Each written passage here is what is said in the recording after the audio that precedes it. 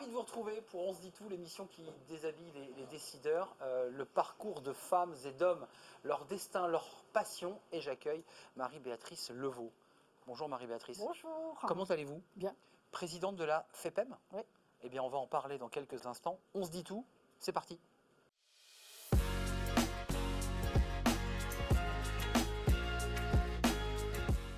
Marie-Béatrice Levaux, merci d'avoir rejoint ce petit canapé confortable. Vous êtes la présidente de la FEPEM. D'abord, l'acronyme FEPEM, c'est quoi? Fédération des particuliers employeurs de France. Ça représente combien de personnes là? Vous êtes à la tête d'une organisation de combien de personnes? Ça représente 3 300 000 particuliers qui emploient à domicile, c'est vous, c'est moi bien entendu, et 1 400 000 salariés, c'est-à-dire 5 millions de Françaises et Français sont concernés par l'organisation que je représente. Alors on a envie de vous connaître un peu plus parce que l'organisation est connue, puis en même temps quelque part ça fait partie du quotidien de Absolument. millions de familles. Les CESU, la rémunération des nounous, Ouais. assistantes maternelles. Mais quel est votre parcours à vous? Comment on arrive à devenir présidente de la FEPEM? C'est toujours atypique, c'est par hasard, c'est dans une construction personnelle qui n'était pas prévue. Enfin, j'avais pas un projet de carrière de devenir présidente de la FEPEM. Ouais, Absolument pas. Je disais même que pour être présidente de ce genre d'organisation, il fallait être à la retraite. Donc autant vous dire que j'étais très loin. Quand j'ai démarré il y a 19 ans, présidente de la FEPEM, je pense que j'étais très très particulière par rapport à tous mes prédécesseurs. Donc, moi, j'ai un parcours ressources humaines au départ. Mais bon, j'ai travaillé un peu à la Mutualité française, j'ai un cabinet de recrutement, etc. Et puis un jour, je suis partie en province. Et Alençon? Oui, à côté d'Alençon, absolument. L'Orne? À l'Orne, absolument. Et je n'ai pas trouvé pour garder mes enfants. J'étais en pleine activité professionnelle, il est tout petit, et donc j'ai décidé d'avoir une garde d'enfants à domicile. À l'époque, il n'y avait pas toutes les aides que nous avons aujourd'hui. Je crois qu'à peu près tout mon salaire y passait, mais bon, le principe avait été acquis. Et j'ai découvert à travers cela le parcours du salarié. Et à un moment, cette personne m'a dit, mon rêve, c'est d'être monitrice d'auto-école. Donc elle voulait partir de cette activité et faire autre chose. Donc je me suis dit en tant que RH... Vous lui avez dit non parce que sinon elle ne gardait plus votre enfant. Non, je n'ai pas dit ça. J'ai dit en tant que RH, dans ma tête, je vais chercher le moyen d'un processus de professionnalisation, de validation des acquis, tout ça, ça n'existait pas vraiment encore. Et je suis tombée sur une situation où il n'y avait pas de formation, les particuliers employeurs n'avaient pas accès à la formation professionnelle, ils en étaient exclus. C'était dans les années 90-95. Des non-salariés ou une zone grise de salariés? Toute cette zone grise. Et l'idée m'est venue très rapidement d'écrire un premier bouquin qui n'était pas non plus dans l'air du temps, que j'ai appelé le premier guide pratique de l'emploi familial. Et c'est la même année que Martine Aubry, à l'époque, a créé le crédit d'impôt pour les emplois à domicile. Effectivement, d'ailleurs, qui a créé des filières, des entreprises assez... Pas des entreprises, ça c'est beaucoup plus tard, c'est M. Borloo. Là, je parle de la première fois où les particuliers ont eu accès à un crédit d'impôt pour alléger un petit peu la charge de l'emploi. Vous me dites que vous en êtes in fine à l'origine par vos travaux, par votre action, par votre lobbying en fait. Je dirais pas ça. Non, mais c'est pas un gros mot dans ma bouche. Non, mais moi non plus. Quand je suis arrivée à la FEPEM et j'ai commencé à ouvrir les portes, on m'a dit, vous savez, madame, votre organisation est un nain politique. Ça, c'est quelque chose qui vous marque. Et donc, je me suis dit, il faudra que je grandisse. J'ai mis à peu près 20 ans, donc ça prend du temps. C'est le temps long, comme on dit. Entre-temps, il s'est passé plein de choses. Je suis arrivée au Conseil économique, social, environnemental. En tant que personnalité qualifiée? En tant que personnalité qualifiée à l'époque, à la fois avec une désignation du président Sarkozy et une redésignation du président Hollande. Voilà. C'était bien ça. Deux jambes. Ça prouve quelque chose. Bah oui. Ça prouve que ce que je représente, et derrière moi, tous ceux qui y travaillent, tous ceux qu'on accompagne, etc., sont devenus un cœur de la société d'aujourd'hui, et que cette société civile organisée, cet écosystème dont je dis de 5 millions de Français, qui petit à petit s'est organisé avec le dialogue social, avec les accords, les conventions collectives, tout un ensemble de programmes qui font qu'un particulier ne peut pas avoir un DRH dans sa cuisine. Mais qu'il l'a en quelque sorte grâce à la FEPEM. Mais oui. Vous êtes le DRH de ces personnes en fait. On peut dire ça comme ça, mais c'est extrêmement plaisant de l'entendre sous cette forme-là. Mais c'est vrai qu'on n'a pas de comptable dans sa cuisine, on n'a pas de DRH et pourtant on est employeur. Et on est un employeur singulier. Et donc nécessairement, l'écosystème devait être singulier. Et petit à petit, il s'est construit sur une vingtaine d'années avec un dialogue social de grande qualité.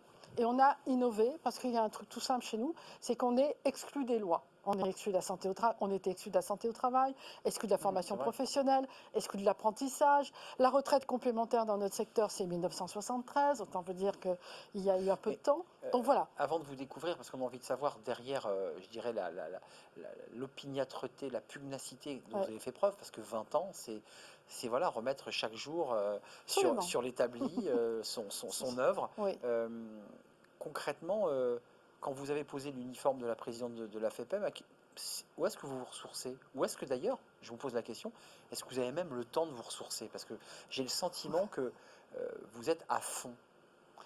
Alors, c'est vrai et faux. Mais j'ai un petit jardin secret, Ah, voilà, qui est un jardin potager. vous mettez les mains dans la Ça terre. fait depuis toujours que j'ai, je dirais, ce petit coin de ressources, comme vous parliez, que j'ai transformé en potager en permaculture. Voilà, donc cet espace-là, ce lieu, je dirais, de campagne, Ouais. La terre est vraiment, bonne à Alençon. Elle tout est donne. possible. On n'est pas très loin de l'Anjou. Mais Et ouais, bon, voilà. Donc c'est vrai que c'est important de pouvoir planter, de pouvoir vérifier que ça va pousser. Et puis parfois, consommer. en fonction des saisons, on se plante. Hmm. Et donc cette espèce d'aller-retour où finalement on a la main que sur une partie du résultat, en fonction de, il a plu, il a gelé, etc. Bah oui, je fais un parallèle avec, je dirais, ce que je vis encore évidemment à la FEPEL, c'est-à-dire des allers-retours, des convictions qu'il faut remettre, se réadapter politiquement, Puis parce il y que a des échecs, ah, il y a de belles absolument, victoires. il y a de belles victoires et je pense qu'il ne faut jamais lâcher. Voilà. Donc C'est ça ce qui, peut prendre du temps, hein. mais ce qui vous définit, c'est finalement Oui, l'opiniâtreté. Vous je êtes pense que je suis quelqu'un très qui, quand vous tenace. avez considéré que votre diagnostic était bon, vous allez aller au bout, puisque vous avez eu gain de Oui. cause avec Martine Aubry, nous sommes d'accord. On a eu gain de cause avec plein d'acteurs, mais je dirais que c'est tellement un combat. Vous savez, parfois, j'ose dire que le secteur de l'emploi à domicile en France, c'est comme les femmes. Il faut, en tant que secteur, prouver au moins 2 fois plus que les autres secteurs qu'on a notre légitimité et qu'on peut apporter des choses positives. Alors, ce qui me porte, c'est le bien commun, évidemment. C'est l'idée que derrière tout ça, il y a des citoyens qui se prennent en main, que ce soit d'ailleurs du côté des salariés comme du côté des employeurs, et que je pense qu'on est dans le bon siècle pour ça, et que certainement on est un secteur de ce siècle. On a été un secteur malmené au XXe, je pense Bah, qu'on est le secteur du siècle, du XXIe siècle. on va se tourner bientôt vers les questions que vous avez sélectionnées du Collège de Oui. Paris et d'Anjaro, mais quand même, au-delà de la fierté que vous pouvez avoir d'avoir mené à bien toutes ces missions, le XXe siècle, c'est vrai que je m'en souviens, j'étais bien jeune, mais tout ça se faisait de la main à la main. C'était, Oui. voilà, on payait en direct avec quelques billets, rien n'était structuré. Est-ce qu'aujourd'hui, vous dites, on a quand même réussi à constituer, j'allais dire presque voilà, un Un secteur, un écosystème structuré. écosystème Je professionnel? préfère aller plus loin que le secteur. C'est un écosystème citoyen, engagé, responsable, structuré. Et on l'a fait aussi avec la politique publique. Le chèque Mm, emploi-service qui arrive un peu plus tard bien sûr. et qui va être un levier extrêmement important de simplification administrative, qui est devenu un outil Mm, que tous les Français connaissent. Le crédit d'impôt qui est important parce que ce qu'on ne dit jamais, c'est vrai. c'est qu'un particulier employeur, une fois qu'il a payé tous ses impôts, et qu'il a du net dans son budget familial, il recrée un emploi. Et là, il repaie tous les impôts que paie une entreprise du CAC 40 en Mm, contribution. Mais il ne peut pas déduire la charge de cet emploi sur son revenu. exact. Le crédit d'impôt n'est pas une niche fiscale, c'est un statut fiscal pour le particulier employeur singulier que nous sommes. Avec la réforme en plus de l'impôt à la source, puisque maintenant, Évidemment, on a réussi l'impôt à la eh source, oui, on a réussi le crédit d'impôt immédiat l'année dernière. Mais ce sont des programmes qu'on a posés il y a 15 ans vous dans n'êtes notre donc plus un stratégie. nain associatif. Je ne suis pas un nain politique aujourd'hui, je crois Et pas, non. plus un nain politique, parce que c'était même pas associatif, c'était un nain politique. Voilà. Et je Ma- dis souvent que je ne suis pas, et je n'ai rien contre, hein, pour ceux qui m'écouteraient ou ceux qui m'écouteraient, je ne suis pas non plus une association bouliste. c'est ça, c'est pas bouliste, hein, la FEPEM. Non, Ouais, vous jouez pas au boule. Même si par ailleurs, peut-être j'adore, entre deux bêchages, vous pouvez faire une petite partie de boule. absolument. Marie-Béatrice Lovo, on va passer aux questions posées par le Collège de Paris. Alors, vous les avez sélectionnées, une des 5 questions. Tout de suite, c'est le jingle et on écoute votre question.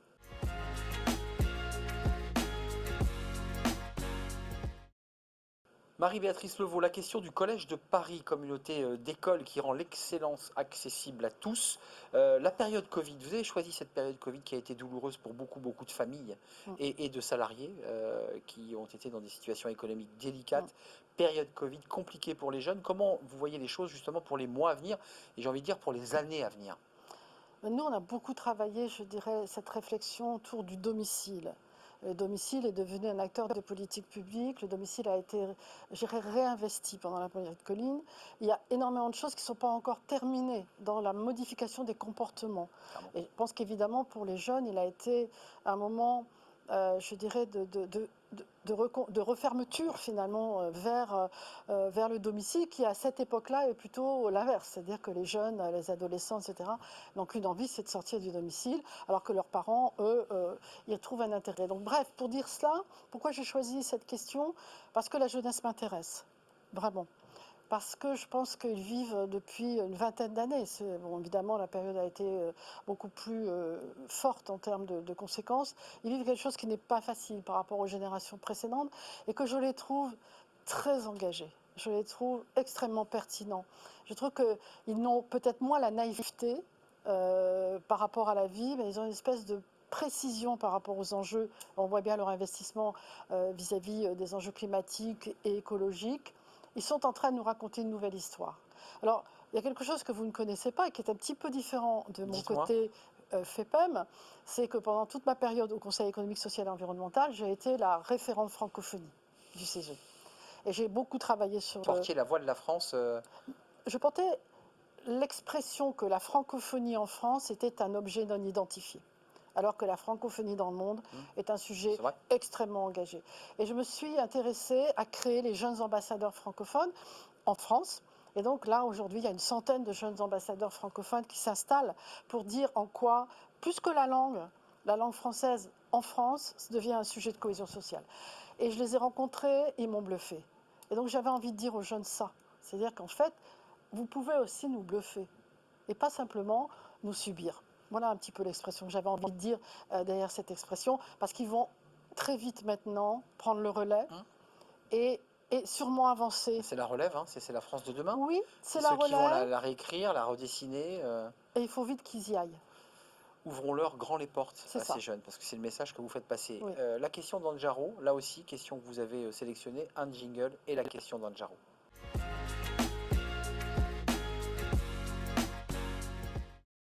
Anjaro, la start-up qui vous aide à gérer de manière agile vos remplacements pour faire face à un sous-effectif, par exemple. Vous avez choisi, Marie-Béatrice, la guerre des talents. Ça, c'est un sujet parce qu'on va venir aussi sur l'accompagnement de ces salariés qui font un passage et veulent grandir. C'est ça le sujet. Cette guerre des talents, c'est un frein au développement de nos entreprises. Vos talents à vous, tous les talents qui sont des salariés et qui vous disent, écoutez, j'étais assistante maternelle, mais c'est pas, je ne vais pas y rester 15 ans, j'ai envie de grandir, évoluer.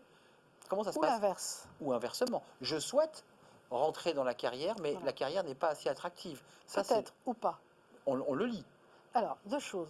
Les talents, quand ce terme est employé, on pense souvent au haut niveau de qualification, au bac plus 12, etc. Et j'ai eu envie de prendre ce thème-là pour le mot talent.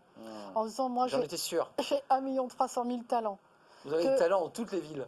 Que la société n'a pas encore bien identifié. Sauf que, justement, pendant le confinement, les 280 000 assistantes de vie qui sont restées au domicile alors que les familles ne pouvaient plus intervenir, etc., elles ont été nos talents. Et là, on a un défi. Le défi, c'est sur 1 300 000 salariés, 700 000 personnes potentiellement vont partir à la retraite parce que notre secteur accueille essentiellement des deuxièmes parties de carrière, des compléments d'activité, des cumuls emploi-retraite. Et donc, vous voyez, pourquoi j'ai pris ça? Parce que j'avais envie de leur faire honneur. Vous êtes nos talents. J'avais envie de le dire là, aujourd'hui, avec vous. Et la deuxième chose, c'est que j'ai besoin aussi de vous dire que nos emplois sont de proximité. Les jeunes, on n'est pas obligé de déménager pour avoir une activité dans notre secteur. Nous sommes le premier kilomètre de l'accompagnement à domicile. C'est vrai. C'est 5 km en moyenne nationale entre un salarié et son employeur. Aujourd'hui, c'est à peu près 13 ans d'histoire, d'ancienneté, comme on dit, entre un employeur et son salarié.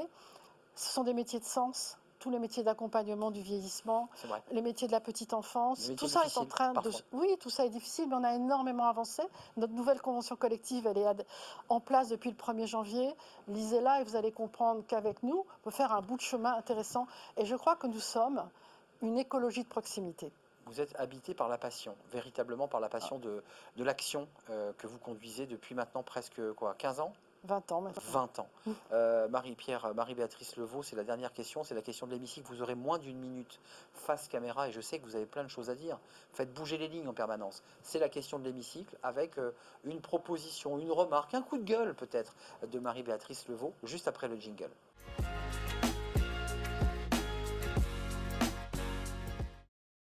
Votre question, votre interpellation, Marie-Béatrice Levaux, sur cette caméra. On vous écoute. Oui, mon interpellation, elle est sur le citoyen, la citoyenneté, tout ce qui se dit aujourd'hui sur...